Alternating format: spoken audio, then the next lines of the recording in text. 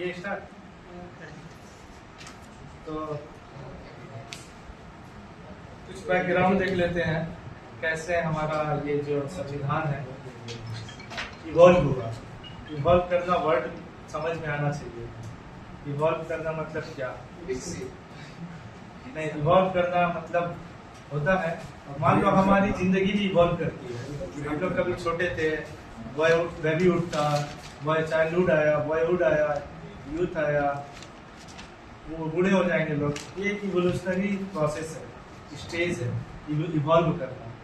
तो उसी तरह हमारा जो कॉन्स्टिट्यूशन है, इंडियन कॉन्स्टिट्यूशन, चुप से सुनो, बात नहीं करना, बीच में बजाओ नहीं कोई कुछ, ठीक है।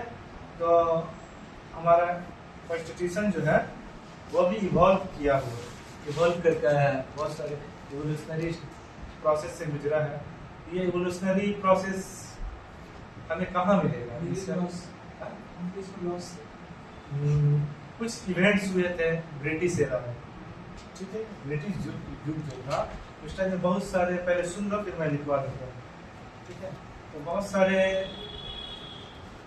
ये इवेंट्स हुए थे उस टाइम में। वही इवेंट्स जो है उनका ही इंप्रेशन उनके उस वक्त के लॉ मेकिंग प्रोसेस में नजर आता है, और वही लॉ मेकिंग प्रोसेस हमारे Indian social system, legal system, political system का हिस्सा बनता गया। वही बनते बनते 1946 तक उसको फ्रेम करना शुरू किया गया। तो इसके लिए इसको समझने से पहले तुमको ईस्ट इंडिया कंपनी को सबसे पहले समझना होगा। ईस्ट इंडिया कंपनी हमारा जो बैकग्राउंड है, historical evolution of Indian constitution, बोलो ये word, historical evolution of Indian constitution.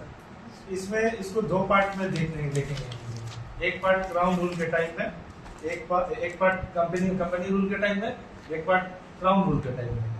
Company rule कब से कब तक? 1757 से 1858 तक, और क्राउन रूल 1858 से 1947 तक। ये दो पार्ट। क्यों ये दो नामकरण क्यों है? एक नामकरण में ब्रिटिश गवर्नमेंट, दो तीन एंटिटी है, उसको समझना होगा। एक एंटिटी है ब्रिटिश क्राउन, राजा रानी, एक एंटिटी है ब्रिटिश गवर्नमेंट, ठीक है। ये भी एक एंटिटी। ब्रिटिश गवर्नमेंट के अंदर ब्रिटिश कैबिनेट है, ये सब यूज होगा मेरे लेक्चर में। ब्रिटिश कैबिनेट है। अब ब्रिटिश कैबिनेट के बाद देखोगे जब ईस्ट इंडिया कंपनी जब बना स्ट्रक्चर, उसका सबसे पहले ये बना ही क्यों? देखोगे सबसे पहले इस जमीन पर टर्किश जब इन्वेडर तक थे, टर्किश अरब इन्वेडर जब राइज ऑफ इस्लाम हो रहा था, तो उस वक्त पहले एक ही रास्ता था ट्रेड करने का। इंडिया से प्राचीन काल से ट्रेड हो रहा, ठीक है। इंडिया से, मलेशिया से, सिंगापुर से प्राचीन काल से ट्रेड हो रहा। ये ट्रेड जो है या तो चाइना वाले सिल्क रूट से होता था, या तो फिर तुमको अरबियन सी के पर्शियन गल्फ से होता था, जो हरमुज वगैरह है जिसमें झमेला हो रहा, उस इलाके से होता था, या मिस्र वाले रास्ते से मेडिटेरेनियन सी में जा। ज्योग्राफी का मैप अगर याद होगा तो मैं बोल रहा हूँ तो समझ में आएगा। मेडिटेरेनियन सी जानते हो ना, इधर है, कैसे लोकेशन याद है? तो मेडिटेरेनियन सी से एक होता था, लैंड रूट से भी होता था, जो कि तुमको टर्की से होते हुए जाता था, इस्तांबुल वगैरह से, फिर यूरोप में जाता था ऐसा। लेकिन जैसे ही 7th सेंचुरी में ये राइज ऑफ इस्लाम हुआ, तो उस टाइम में क्या हुआ, प्रॉब्लम होने लगा यूरोपियन मार्केट में, ठीक है। अब उन लोगों को माल तो इन्हीं के हाथों से होके जाना होगा। अब इन लोगों का आपस में रिलीजियस टसल था, बहुत हेवी, क्रिश्चियनिटी और इस्लाम का बहुत हेवी रिलीजियस टसल था उस टाइम में, ठीक है, बहुत खराब वाला। तो उस टाइम में क्या है, ये लोग परेशान हैं, ईस्ट से व्यवसाय करूं तो कैसे करूं, बिजनेस करूं तो कैसे करूं। उस वक्त का वहाँ पुर्तगीज का राजा जो था, वो राजा हेनरी, प्रिंस हेनरी, वह स्पॉन्सर किया गवर्नमेंट की तरफ से, अपने पुर्तगीज गवर्नमेंट की तरफ से स्पॉन्सर किया कि आप लोग कोई दूसरा रास्ता, दूसरा उपाय देखिए कि हम केरला का मसाला ले सके, मलाया पेनिसुला से कुछ मसाला आ सके, इंडिया का कॉटन आ सके, ये सब मैं बिजनेस कर सकूँ। तो ये सब, तो उसके बाद ही प्रोसेस शुरू होता है। बहुत डीप में नहीं जाएंगे। जॉन बार्थोलोम्यू डायस था, वो आए थे कैप कैमोरिन साउथ अफ्रीका का पॉइंट तक पहुंच के तूफान आया, अभी तूफान के साथ फिर वापस चलेगा, ठीक है। फिर उसके बाद 84 में आया था। फिर उसके बाद वास्को डी गामा सक्सेसफुल हुआ था, जो कि एक गुजराती पायलट के साथ में वहां पे मिला था, मडागास्कर के पास में गुजराती पायलट, उसका नाम था अब्दुल माजी, ठीक है। वो गुजराती था, वो तुमको कालीकट के तट पर पहुंचा कर गया था, क्योंकि वो लोग रोज आना जाना उन लोगों का काम था। तो वो वास्को डी गामा को पहुंचा के 1498 में चला गया। कहानी शुरू होता है यहाँ से। 1498 में वास्को डी गामा आया। पोर्तुगीज हिस्ट्री में भी जाना नहीं है, क्योंकि हमें अपना हिस्टोरिकल बैकग्राउंड देखना है इंस्टीट्यूशन में। अब देखोगे ये लोग 60 गुना प्रॉफिट वास्को डी गामा 3 महीना में लेकर यूरोपियन मार्केट में बेचता है। अगर वो यहाँ 1 करोड़ खर्चा किया होगा, 1 लाख किया होगा, तो 60 लाख रुपए वहां लेके कमाया है स्विफ्ट में। अब ये देखकर सबकी आंखें फटी की फटी रहेगी।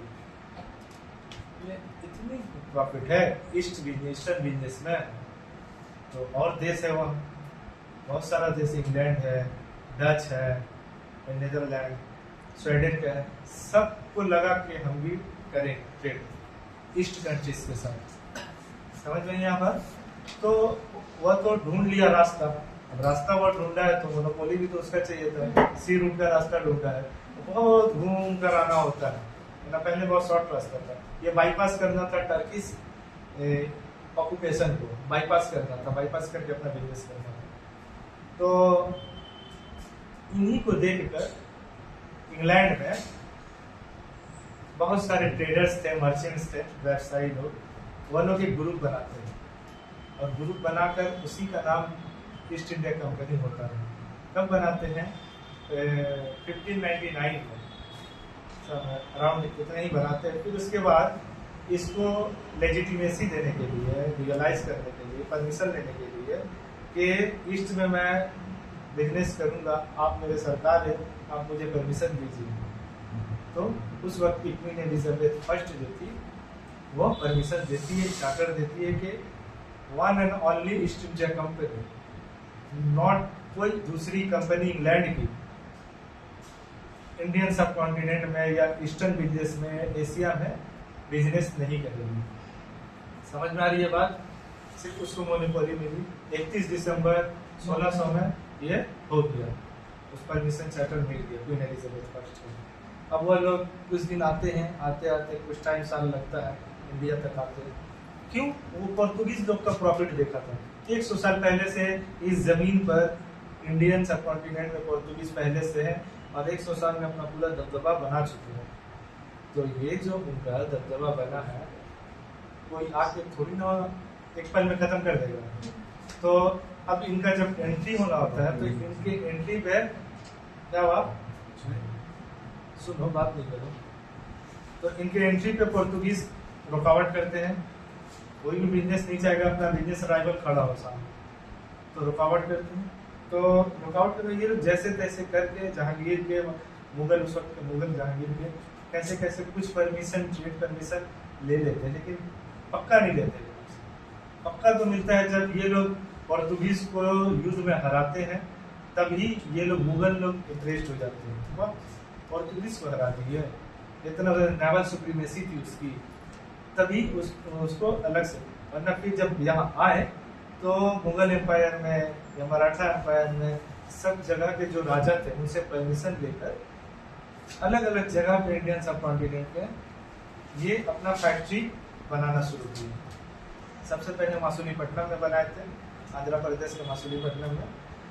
तो यहाँ एक बात है, फैक्ट्री का मतलब यहाँ ये मत समझना कि कुछ मैन्युफैक्चरिंग होता था, मैन्युफैक्चरिंग नहीं होता था। यहाँ वेयर हाउस था, गोडाउन था। ये यहाँ से जो यहाँ के इंडियन प्रोडक्ट्स की डिमांड थी यूरोपियन मार्केट में, वह यहाँ से खरीद के अपने गोडाउन में रखते थे, और फिर उसको किसी फिक्स्ड डेट में शिप पर लगा के यूरोपियन मार्केट में ले जाके बेच देते थे। यही है फैक्ट्री। फैक्ट्री के कर्मचारियों को उस वक्त फैक्टर कहा जाता था, फैक्टर कहते थे या क्लर्क कहते थे, ये सब। और उनसे बड़े पद के जो होते थे, थोड़े अमीर होते थे, इन्फ्लुएंसर होते थे, उनको मर्चेंट कहते थे। और वही मर्चेंट जो बन जाते थे, वही लोग आगे चल के गवर्नर बन जाते थे। एजेंट होते थे, एजेंट से फिर गवर्नर हो जाते। जब एजेंसी का फाउंडेशन हुआ, एजेंसी मतलब क्या, एक सिस्टमेटिक संस्था, उसको एजेंसी कहेंगे। समझ में आ रही है ये सब बात? तो ये अब क्या करते हैं, अपनी छोटी छोटी फैक्ट्री डालते हैं हर जगह। यही फैक्ट्री ये लोग बिजनेस में जब बेनिफिट करते रहते हैं तो यही फैक्ट्री बढ़ते बढ़ते बढ़ते टाउन में डेवलप हो जाता है। फिर यही फैक्ट्री टाउन में डेवलप हो गई, यही टाउन फिर प्रेसिडेंसी का शक्ल ले लेता है। फिर यही जब प्रेसिडेंसी हो जाता है तो कुछ रीजन होता है जिसके वजह से ये अपने प्रेसिडेंसी को फोर्टिफाई करना चाहते हैं। इंडियन ईस्ट इंडिया कंपनी अपने, समझ में आ रही है, नींद आ रही है? हाँ समझो, अपने प्रेसिडेंसी को फोर्टिफाई करना मतलब किलाबंदी करना। क्या करना? किलाबंदी करना। तो क्यों, इसके पीछे कुछ रीजन होंगे। किलाबंदी, इसके पीछे 2-3 रीजन है। एक दस्तक की बात है। दस्तक थी वो फारूक सियार 1717 में 1717 में एक दस्तक देता है, ठीक है, इंग्लिश ईस्ट इंडिया कंपनी में। दस्तक क्या होता है कि आप इतना फिक्स्ड अमाउंट मुझे दे दीजिए एनुअली, फिर उसके बाद आप के ट्रक को कोई नहीं रोकेगा, कस्टम ड्यूटी नहीं लगेगी, आप खुद से पैड में लिख के ये दस्तक दिखा दीजिए, 10 कॉपी कर लीजिए, दिखा दीजिए, ये कोई नहीं होगा। कोई मुगल कस्टम ऑफिसर आपको किसी भी चेक पोस्ट पे नहीं रोकेगा। दे दिया 1717 में। प्लासी के युद्ध से कितने साल पहले? 1757, कितने साल पहले? 40 साल पहले ये दिया, झमेला का जड़ ये, वन ऑफ कंटेंशन, ठीक है।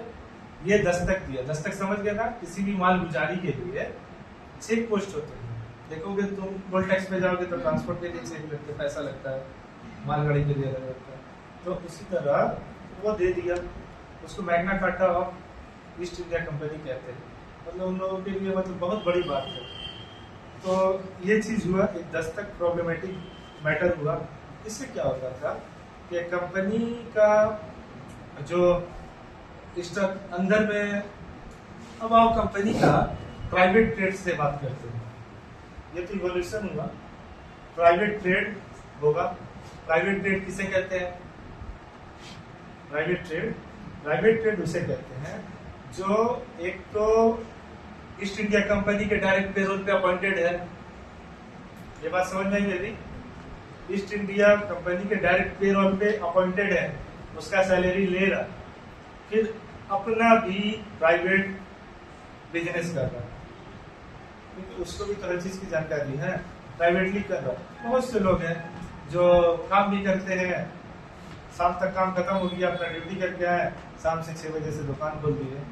इसी को कहेंगे प्राइवेट ट्रेड, ठीक है। तो प्राइवेट ट्रेड भी करने लगे, कौन करने लगे? कर्मचारी, ब्रिटिश ईस्ट इंडिया कंपनी ने। प्राइवेट ट्रेड करने से प्रॉब्लम क्या होता था, ये जो दस्तक मिली हुई थी, ये किसको मिली थी? ईस्ट इंडिया कंपनी को, कर्मचारी को नहीं मिली थी। वह भी इस दस्तक को मिसयूज कर रहा था। अब इस दस्तक के मिसयूज होने से क्या होता है, किसको नुकसान होता है?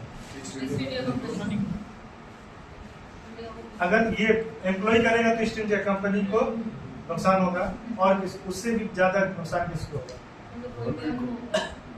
इंडियन ट्रेडर्स को होगा। हमारे देसी जो व्यवसायी लोग हैं उनको नुकसान होगा, क्योंकि एक प्रोडक्ट है, ये मोबाइल है, ईस्ट इंडिया कंपनी भी बना रहा। अरे हमारे उस टाइम का अंबानी साहब हो, कोई भी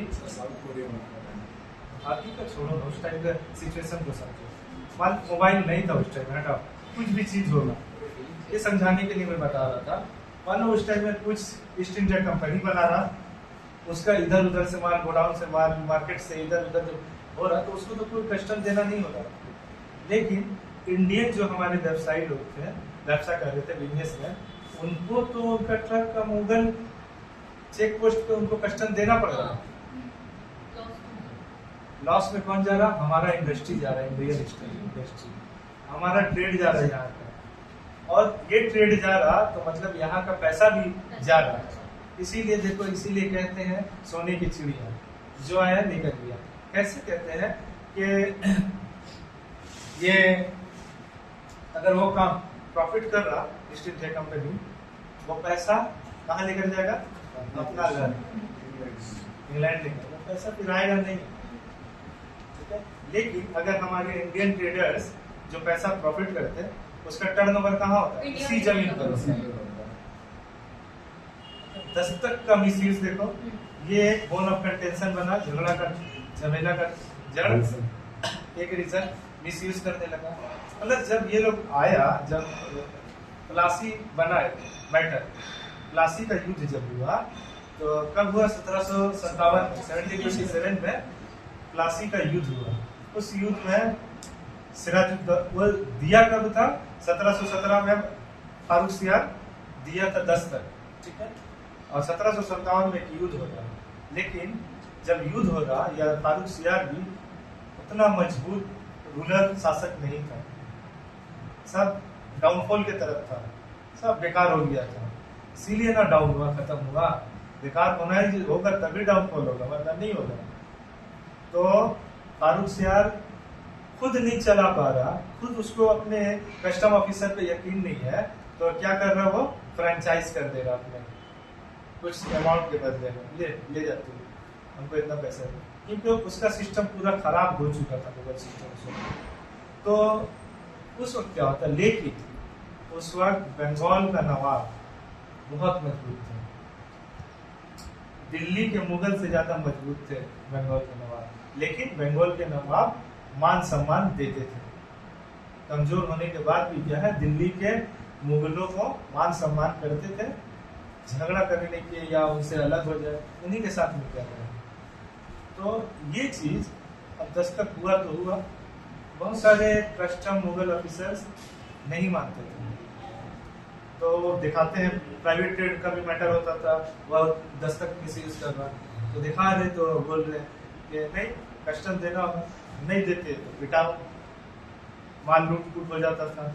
अभी जो माल लूट फूट इनसिक्योरिटी का मैटर आया, तो ये लोग डर गया, इतना मजबूत है नवाब लोग बंगाल का, यानी मुगल का भी ये नहीं करता है बात का, तो ये लोग डर गया। जब डरा तो अपना जो ये फोर्ट विलियम था, इसको फोर्टिफाई करने का मैटर, 45 करना है इसका। अभी 45 कौन करता, फोर्टिफिकेशन कौन करता, किलाबंदी, ट्रेडर या रूलर? रूलर। 45 करना मतलब, किलाबंदी करना मतलब युद्ध का प्रिपरेशन करना। क्या ट्रेडर करता है? नहीं, वो तो रूलर ही करेगा, अपना कुछ गार्ड के लिए या प्रिपरेशन के लिए अंदर में। तो ये फोर्टिफिकेशन करना शुरू किया। अब इससे एक ट्रेडर जब किलाबंदी कर रहा, तो एक रूलर को आपत्ति होगी, नवाब अभी तक तो हम टैक्स मांग रहे थे, दस्तक नहीं मांग रहे थे, अभी ये किलाबंदी कर दे, उस पर और ज्यादा ड्रामा, ठीक है। अब ये किलाबंदी के करने के चक्कर में ये झमेला बढ़ा। कौन सा? प्लासी का युद्ध 1757 में 23 जून 1757 को ये युद्ध हुआ। 1 टीम में सिराजुद्दौला थे, मीर मदन थे, मीर मदन और कौन थे, 2 थे इधर, और इस साइड में रॉबर्ट क्लाइव था, ईस्ट इंडिया कंपनी का उस वक्त का फैक्टर क्लर्क था, जूनियर क्लर्क था रॉबर्ट क्लाइव। रॉबर्ट क्लाइव पूरा हिंदुस्तान का, इंडिया का भविष्य बदल दिया। एक छोटा सा क्लर्क था, मद्रास प्रेसिडेंसी में काम करता था, उसका एक टेक्निक पूरा, उसमें जाओगे तो उसको पढ़ना पड़ेगा, तो कार्नेटिक वर्ड्स में उसका फंक्शन बहुत बड़ा है।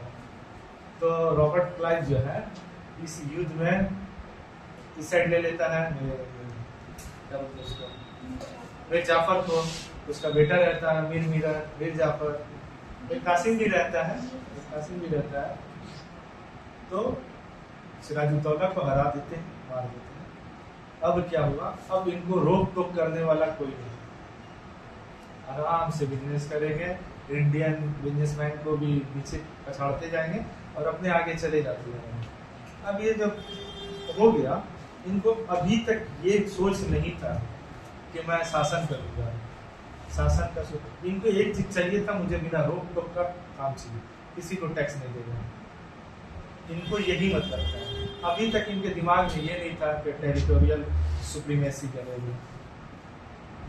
ठीक है, पीछे भी हुआ था, कार्नेटिक वॉर्स में भी था, लेकिन वहां पे डुप्लीकेट टेरिटोरियल सुप्रीमेसी का मोटिव था, लेकिन इन लोगों का अभी तक नहीं था। तो यहाँ पर क्या होता है, फिर हार जाता है, फिर मीर कासिम जो है, मिर्जाफर जो है, उसको बैठाता है कठपुतली को, कठपुतली नवाब को, पपेट नवाब को। ये अब नवाब बनता है, किसी को धोखा दे के आए तो नवाब बनता है, मौज मस्ती है यासी में, दिन भर भांग में, गांजा में फंसा, अफीम में पड़ा हुआ है, चलाएगा तो प्रशासन उसको हटा देता है, फिर उसके दामाद को बैठाता है मीर कासिम को। मीर कासिम जब बैठता है तो नया नया यंग ब्लड था, चलाएंगे, नेता बनना है, बहुत अच्छा लगता है, नेता बनेंगे, अंदर से फीलिंग बहुत अच्छा आता है, नेता बनेंगे।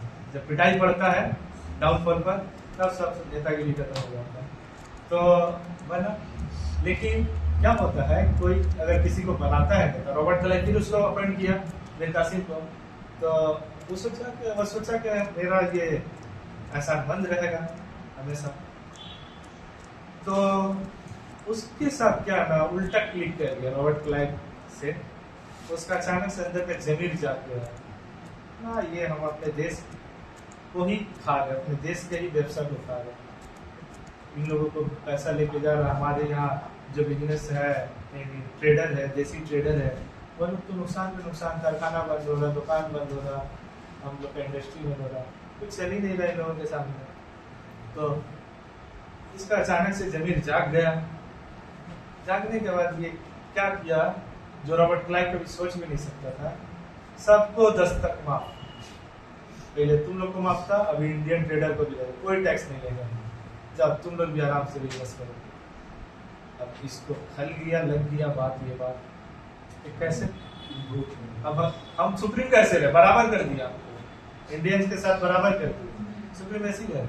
अब इन लोगों का तर्क वितर्क होने लगा, कुछ ऐसा हुआ तो वह मीर कासिम गुस्सा होकर चला गया अवध की तरफ।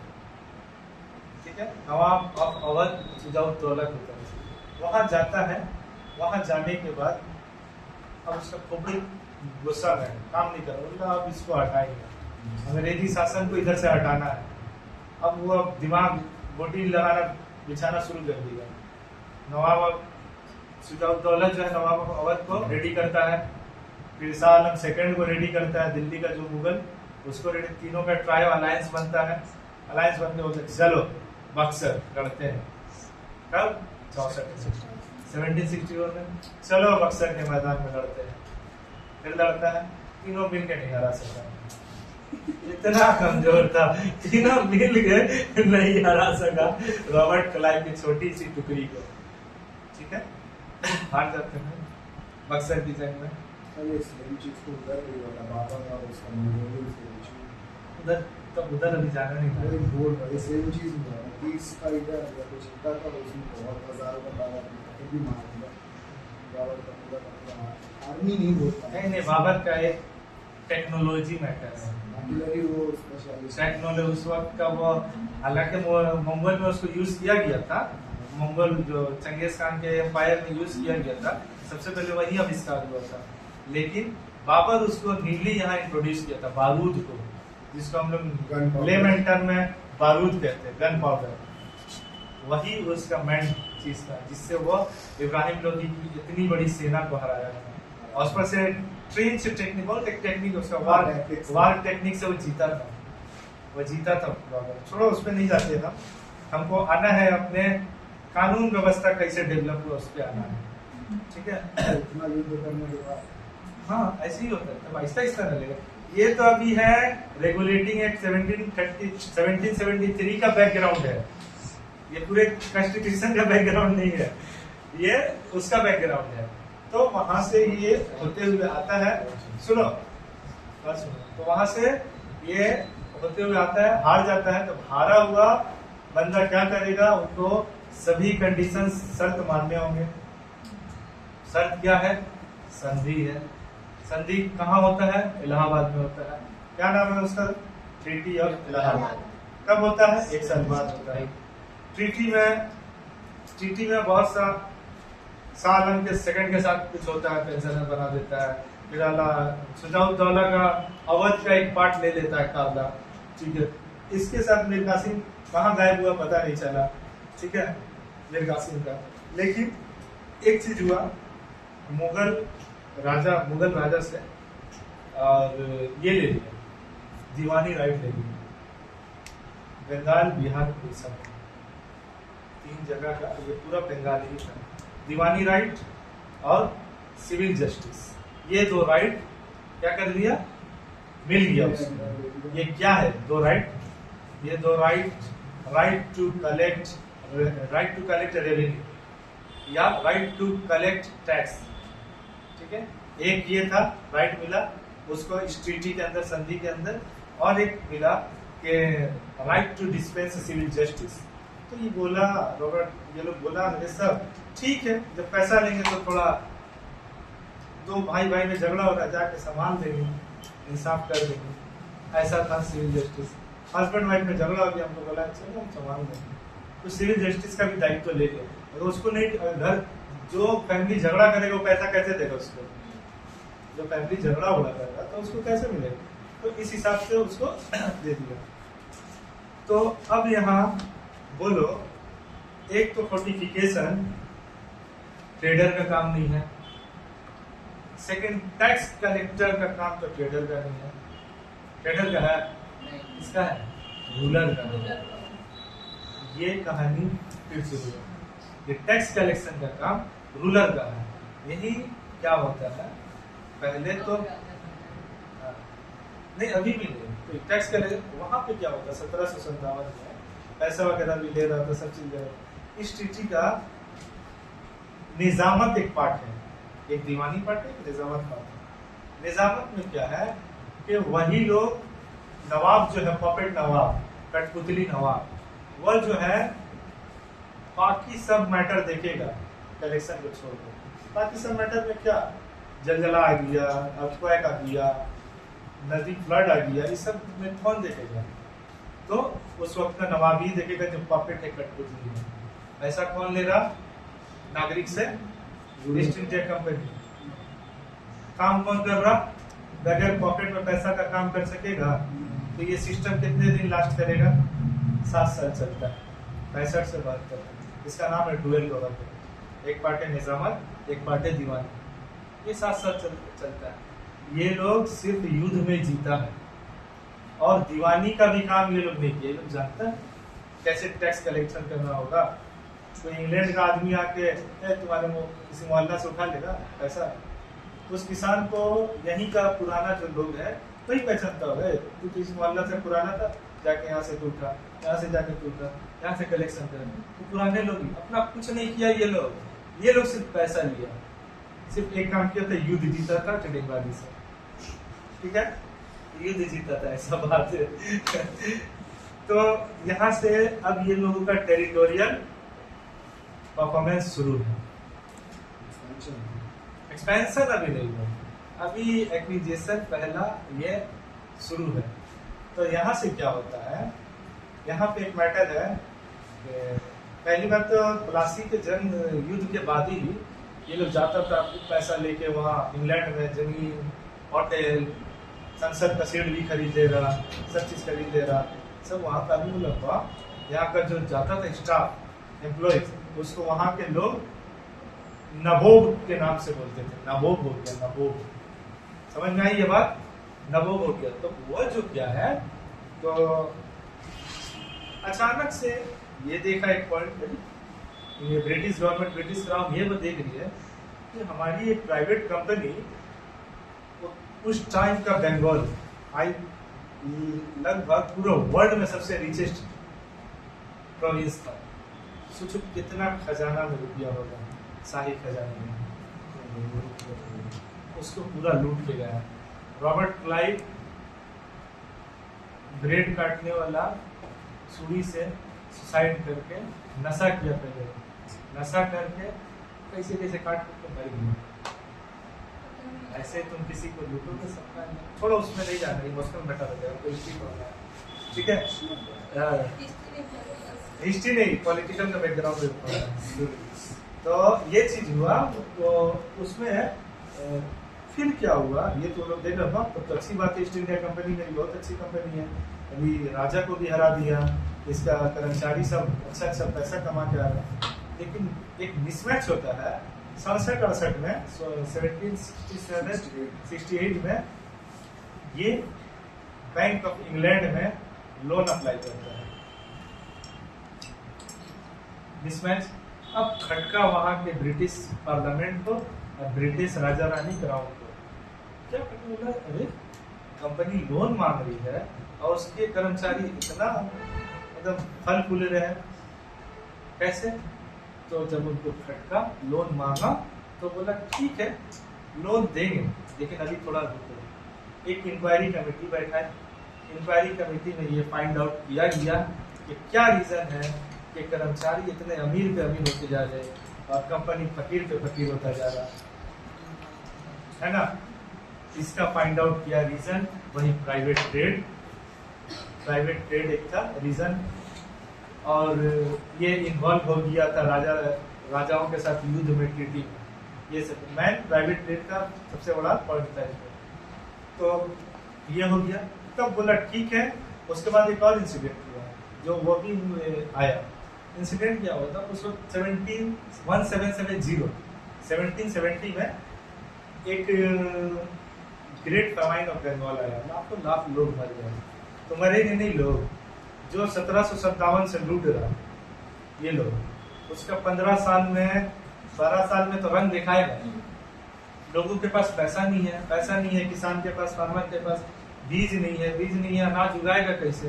पूरा कहत हो गया, जीरो हो गया, सूखा पड़ गया, एग्रीकल्चर नहीं हुआ, लोगों के पास नहीं खा के। जब देखोगे फोटो में तो पूरा एकदम स्केलेटन, हड्डी, लाखों लाख लोग मर गए थे। ये भी एक वर्ल्ड का मतलब काला दाग है दुनिया में। ये चीज अप्लाई कर दिया, दो बार अप्लाई कर दिया था बैंक ऑफ इंग्लैंड में। बोला ठीक है, इंक्वायरी कमेटी बैठाने के बाद अब बोला अब उसका भी अपना उद्देश्य, ब्रिटिश पार्लियामेंट का अपना उसका भी कुछ उद्देश्य है। पहला तो उद्देश्य ये चाहता है, वो ये नहीं चाहता है कि मेरी कंपनी है ये डूबना नहीं चाहिए। क्यों नहीं डूबना चाहिए? डूबना इसीलिए नहीं चाहिए कि वो एक फिक्स्ड अमाउंट एनुअली देता है, ब्रिटिश क्राउन, ब्रिटिश गवर्नमेंट को ये ईस्ट इंडिया कंपनी देता है फिक्स्ड अमाउंट, इसीलिए वो डूबना नहीं चाहिए। एक बात। दूसरी बात, इसको भविष्य दिखने लगा। जैसे ही राजा को विकेट गिराया, वाह ठीक है तो लगे रहो, मुझे जब समझ में आएगा टेक ओवर कर लेंगे। ये भी एक रीजन बाद में बना। शुरू में इन लोगों का कोई उद्देश्य नहीं था कि हम शासन करेंगे, लेकिन माहौल ऑटोमेटिक बन गया, एनवायरनमेंट ऑटोमेटिक बन गया।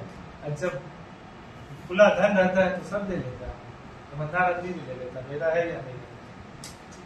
तो यहाँ से अब बोला ठीक है, लेकिन हम तुमको पैसा देंगे, रेगुलेट करेंगे, तुम्हारी सारी गतिविधियों को देखेंगे, सुपरवाइज करेंगे। ये होगा। तो उस सुपरविजन के लिए ये क्या किया, यहाँ तक समझ लो, 7 साल चला, तो डुअल गवर्नमेंट समझ में आई। अब आते हैं तो वो इनेक्ट किया रेगुलेटिंग एक्ट 1773 को, ठीक है। ये पहला रेगुलेशन एक्ट है जो ईस्ट इंडिया कंपनी को बचाए रखने के लिए, ये पहली कोशिश है ब्रिटिश गवर्नमेंट की, ब्रिटिश क्राउन की। समझ में आ रही है ना? ये पहली कोशिश है। अब इस कोशिश में आने से अब इसके क्या क्या प्रोविजंस है, इसको पहला कोशिश माइलस्टोन ये कि अब यहाँ से शुरू हो रहा है हमारा संविधान में क्या क्या इवेंट्स हुए हैं जो रंग लाएंगे, असर दिखाएंगे, ठीक है। तो इसको समझने से पहले थोड़ा ईस्ट इंडिया कंपनी का एक और स्ट्रक्चर समझ लो। पहला एक स्ट्रक्चर कोई भी लिए तो ज्वाइंट स्टॉक कंपनी थी, ठीक है। Joint stock company private company थी, सरकारी कोई इस पे दबाव नहीं था। ये क्या है, इसका तो जो है तो शेयर भी है, शेयर होल्डर है, बहुत से लोग शेयर होल्डर होते हैं, लेकिन उस समय हाँ शेयर होल्डर था। ये तो शेयर का ज्वाइंट स्टॉक कंपनी मतलब क्या हुआ, स्टॉक खरीदा हुआ है सबका अपना। मेरा टाटा में शेयर है, मेरा रिलायंस में शेयर है, लेकिन मैं क्या दिन भर टाटा के साथ बैठ के काम कर रहा हूँ, रिलायंस के साथ बैठ के काम कर रहा हूँ? नहीं कर रहा। काम कौन कर रहे हैं? Director sir. कौन कर रहे हैं? Director sir. हम शेयर होल्डर है, हम खरीद लिए। बात को समझ में आ रही है बात? Share holder. तो उस वक्त एक बॉडी थी, उसका नाम था कोर्ट ऑफ प्रोप्राइटर्स, या उसका एक और नाम था कोर्ट ऑफ शेयर होल्डर्स। ठीक है, ये इसमें सभी शेयर होल्डर्स थे। ये लोग आपस में इलेक्शन या सिलेक्शन या वोटिंग करके एक नई बॉडी बनाते थे अपने अंदर, उसको कहते थे court of directors. 24 court of directors थे जो डेली का काम ईस्ट इंडिया कंपनी का देखते थे। यहाँ तक समझ में आई एक स्ट्रक्चर, ये कोर्ट ऑफ डायरेक्टर्स थे। अब आते हैं इसके क्या प्रोविजंस में। इसके प्रोविजंस में 2-3 बात है। स्टॉप करो।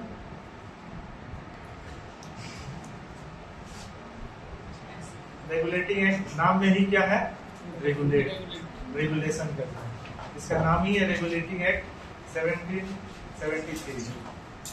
ठीक है, इसमें तो एक ये बात है कि अब क्या हो गया यहाँ तक, डुअल गवर्नमेंट को तो हटाया, इसमें ये पॉइंट था, डुअल गवर्नमेंट को हटा दिया। ठीक है, फर्स्ट गवर्नर, यहाँ पहले क्या था, एक पोस्ट था गवर्नर ऑफ बंगाल था। ठीक है, अब तक जो चल रहा था, अब इसको जनरल बना दिया। जनरल का मैटर करता है, इस वर्ड का मीनिंग है 3 presidency, Madras Bombay presidency, Madras presidency, Bengal presidency. तीनों प्रेसिडेंसी में सिर्फ उसमें भी governor of Bengal presidency, governor of Bombay presidency, governor of Bengal Madras presidency, लेकिन governor general of Bengal presidency. पहले इसके गवर्नर को जनरल कर दिया। क्यों कर दिया? क्योंकि इन दोनों के जनरल के तौर पर उसको कर दिया। बात को समझो, ये दोनों प्रेसिडेंसी जो है पहले इंडिपेंडेंटली काम करते थे। वो क्या किया, क्या खाया, क्या पिया बंगाल में नहीं मालूम, उसको चक्कर भी नहीं रहता था, अपने में उलझा रहता था। अब क्या है, ये एक थोड़ी सी प्रोसेस है सेंट्रलाइजेशन की तरह। केंद्रीय क्या बोलते हैं बंगाल में? केंद्रीय करना, समझे? सेंट्रलाइज करना। तो ये पहला प्रोसेस है कि ये तीनों पहले अलग अलग थे, अलग अलग अपना काम कर रहे थे। ये तीनों प्रेसिडेंसी में इसको जनरल एक पोस्ट क्रिएट किया, डुअल गवर्नमेंट को हटाया। डुअल गवर्नमेंट क्या था? निजामत और दीवानी, पैसा दे रहा कोई और, मेहनत कर रहा कोई और, कमाए धोती वाला खाए टोपी वाला, है ना? तो उधर टोपी वाला कौन था? Robert Clive. तो ऐसी बात है। तो ये खत्म किया। तो खत्म करने के बाद क्या है, काउंसिल आया, कुछ काउंसिल बना। काउंसिल क्या होता है? देखो कि आज के दौर में हमारे वार्ड का काउंसिलर होता है। काउंसिल मतलब 4 दीवारी का एक घर, जिसमें सिस्टम, न्याय व्यवस्था को लेकर बात होती है उस घर में। समझ में आ रही है बात? काउंसिलर, उसमें काउंसिलर रहते हैं। तो ये काउंसिल बनी। ये काउंसिल में इसका एक नाम था, ये जनरल नाम देखोगे तो इसका नाम था काउंसिल ऑफ 4। 4 लोग थे इस प्रोविजन में, रेगुलेटिंग एक्ट के प्रोविजन में आते 4 लोग थे। 4 लोग इसी काउंसिल ऑफ 4 को बहुत फेमस नाम से नामकरण किया गया, जिसका नाम लगा एग्जीक्यूटिव काउंसिल। क्या रखे? Executive council. अब ये एग्जीक्यूटिव काउंसिल का कुछ रोल होगा, कुछ फंक्शन होगा तभी तो। और इसमें 4 लोग हैं। ये 4 लोग का क्या फंक्शन है, क्या रोल है? ये 4 लोग जो है, एक तो उसमें गवर्नर ऑफ बंगाल है। गवर्नर ऑफ बंगाल है कौन है? गवर्नर जनरल ऑफ बंगाल है। बोले तो पहले ही नाम कर, ये गूगली दी है थोड़ा क्लिक करने के लिए। तो गवर्नर ऑफ बंगाल नहीं, अब इसमें जो नाम बोलेंगे गवर्नर जनरल ऑफ बंगाल। ऐसा first governor general of Bengal बना फर्स्ट एग्जीक्यूटिव काउंसिल का, वारेन हेस्टिंग। ठीक है, वारेन हेस्टिंग बना। और अदर 3 मेंबर थे इससे। 3 मेंबर में 2 मेंबर तो एकदम देख नहीं सकते थे इसको वाले नेस्टिंग। लगता था उनका उधर का चाइल्डहुड प्रॉब्लम है, जमेला इंग्लैंड का, इधर लेके इंडिया में आ गया सब, तो उनको टिकने नहीं देते थे वाले नेस्टिंग। और इसका एक ड्रॉबैक डिफॉल्ट था काउंसिल का। काउंसिल का नियम कैसे बना था, काउंसिल बना क्यों, कानून लॉ प्रोसेसिंग मेकिंग के लिए, उसको लागू करने के लिए, यही सब काम के लिए तो काउंसिल था। कि आज वो जाके मारपीट कर दिया, कुछ क्या हो गया, केस बने नहीं, मतलब बहुत सी चीजें। अभी तक जुडिशियरी आएगा, इसी में आएगा, लेकिन वो जो है बहुत सा कानून बनता है। कानून क्या होता है, कानून बस सिस्टम सही चलने का एक कानून होता है। तो वो कानून बनाने का लॉ मेकिंग प्रोसेस के लिए ये एग्जीक्यूटिव काउंसिल में 4 लोग थे, जिसमें governor general of Bengal Warren Hastings first ऐसा, और 3 लोग थे। ये 3 लोग एकदम एंटी थे इसके वारेन हेस्टिंग्स के, और वारेन हेस्टिंग्स भी बहुत उतना भी अच्छा क्या बोलते हैं, ठीक है का कानून थे वारेन हेस्टिंग्स। तो उसका जो है झगड़ा होता था हमेशा, मारपीट की भी नौबत आ जाती थी तीनों चारों में। अब ब्रिटेन गवर्नमेंट, ब्रिटिश काउंसिल में ये तो काउंसिल बना है वहाँ स्मूथली वर्किंग के लिए, स्मूथ वर्क करे, काम करे सब लॉ मेकिंग का काम। तो पहली बार देखोगे जैसे हमारे अभी करंट इंडियन कॉन्स्टिट्यूशन में 3 पिलर है, जब पढ़ोगे 3 पिलर में, लेजिस्लेटिव, लेजिस्लेचर, एग्जीक्यूटिव, जुडिशियरी। देखो कहाँ फाउंडेशन पड़ेगा, रेगुलेटिंग एक्ट में फाउंडेशन पड़ा है, काउंसिल ऑफ 4 है, एग्जीक्यूटिव काउंसिल है, लेकिन वहाँ एग्जीक्यूटिव काउंसिल के अंदर ही दोनों काम हो रहा, वहाँ अलग से कोई, ये आगे चल के दोनों फंक्शन अलग हो जाएंगे, लेकिन एक ही घर में 2 काम हो रहा, लेजिस्लेटिव फंक्शन भी हो रहा और एग्जीक्यूटिव फंक्शन भी हो रहा, और घर का नाम भी एग्जीक्यूटिव काउंसिल। समझ में आ रही है बात? लेजिस्लेटिव फंक्शन का मतलब कानून कागज से कुछ आया मसला, कुछ मैटर आया, वो मैटर को कानून बनाना, अच्छा कानून, वो कानून बन गया, अब उस कानून को जमीनी लेवल पर, स्तर पर पूरा लागू करना है, उस काम को कहते हैं एग्जीक्यूटिव करते हैं उस काम को। ये बात समझ में आई? अब ये कानून बना दिया लेजिस्लेटिव, एग्जीक्यूटिव एग्जीक्यूट कर दिया पूरे देश में, एरिया में कानून को। अब उसको मानने वाले अगर नहीं मान रहे, एक जुडिशियरी खड़ा किया है सजा देने के लिए, दंड देने के लिए। समझ में आ रही है बात? जुडिशियरी। तो उसके बाद एक सुप्रीम कोर्ट का इसी में एक प्रोविजन है कि एक सुप्रीम कोर्ट स्थापित किया जाएगा, ठीक है। इससे पहले इस एग्जीक्यूटिव काउंसिल में दोनों काम हो रहा है, आज ऐसा नहीं होता है। लेजिस्लेटिव फंक्शन भी हो रहा, कानून बनाने की प्रक्रिया भी चल रही है, और उसको लागू करने की भी प्रक्रिया चल रही है। ये इसी ब्रिटिश दौर में ही आगे चल के दोनों फंक्शन को अलग अलग कर दिया जाएगा, और दोनों फंक्शन के लिए अलग अलग चेंबर कर दिया जाएगा। चार्टर एक्ट में काउंसिल वो होगा, अलग हुआ था चार्टर एक्ट में, लेकिन काउंसिल एक्ट में पूरा का पूरी बदल दिया, एक अलग से एक घर बना दिया गया लेजिस्लेटिव के लिए। तो ये हुआ। अब आते हैं, ये तो चीज हो गया काउंसिल की बात, उधर कोर्ट ऑफ डायरेक्टर की बात हो गई, 24 कोर्ट ऑफ डायरेक्टर्स थे, ठीक है। इनका पहली बार ईस्ट इंडिया कंपनी का 2 रोल आ गया था, ये भी एक बात को रिकॉग्नाइज करना होगा। एक तो उनका कमर्शियल एक्टिविटी था ही, अब आ गया एक तो उनका पॉलिटिकल एक्टिविटीज, ये आ गया, ये सारी बात हो गई। सुप्रीम कोर्ट पे आते हैं, सुप्रीम कोर्ट को क्यों बनाया, जब लागू करने के बाद कोई नहीं सुन रहा उसको दंड देने के लिए। अभी दंड किसको देगा, किसको बात सुनाना है, ये कानून बना के किसके ऊपर लागू हो रहा, और कौन सुनेगा तो उसके ऊपर ये कानून लागू होता, कौन नहीं सुनेगा तो गुनहगार है या नहीं है। ये सब सारी बातें स्पष्ट रूप से मेंशन नहीं थी इस एक्ट में, ठीक है। इसके लिए बहुत झमेला झगड़ा, इसमें 3 ट्रायंगल, इस एंगल में ट्रायंगल होता था। क्या जमीन झगड़ा कि पहली तो काउंसिल के अंदर झगड़ा हो रहा, काउंसिलर के अंदर, ठीक है, एग्जीक्यूटिव काउंसिल के अंदर। दूसरा झगड़ा हो रहा सुप्रीम कोर्ट और एग्जीक्यूटिव काउंसिल से, ये एक झगड़ा हो रहा, ठीक है। जुरिस्डिक्शन एक वर्ड है, जुरिस्डिक्शन वर्ड, किसको किसको नहीं समझ में आता हाथ उठा के बोलो, समझाएंगे अच्छे से। जुरिस्डिक्शन वर्ड क्या है? ज्यादा मेंबर होंगे तो उसको बहुत खोल के समझाएगा वरना शॉर्ट में निकल जाएगा। जुरिस्डिक्शन एक वर्ड है। जुरिस्डिक्शन का सिंपल लिंग्विस्टिकली अगर जाओगे उसका माने होता है एरिया ऑफ इन्फ्लुएंस।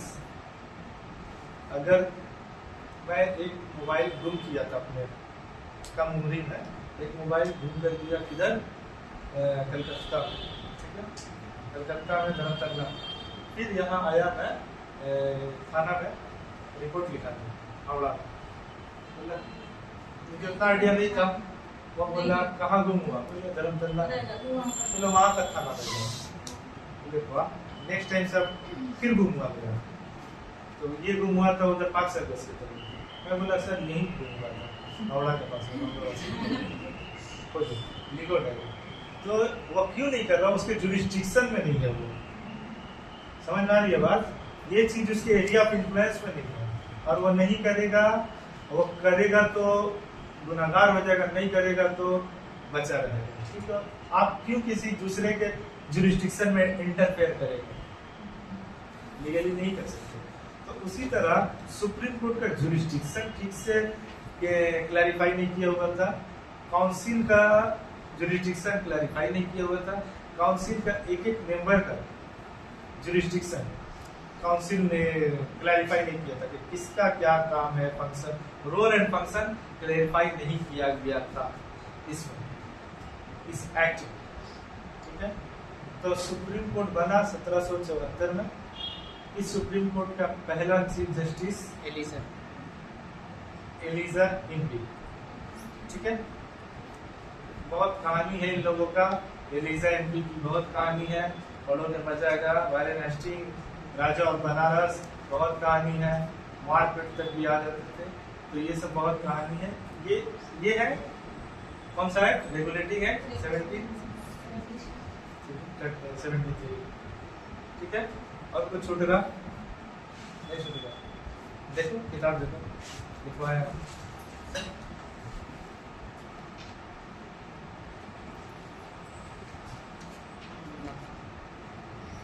नहीं छूटेगा।